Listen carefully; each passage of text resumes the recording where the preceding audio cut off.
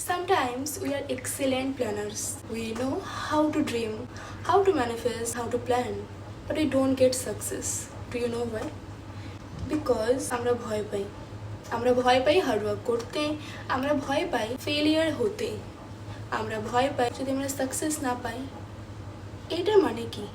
এটার মানে তুমি তোমার ওপর বিশ্বাস রাখতে পারছো না।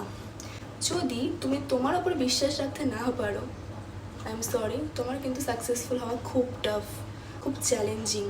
তাই সবার আগে সাকসেসফুল হতে চাইলে নিজের ওপর বিশ্বাস রাখবে যে yes, I can do it. Not only I can do it, I can do it. Because এই কনফিডেন্সটা খুব দরকার সাকসেসফুল হওয়ার জন্য।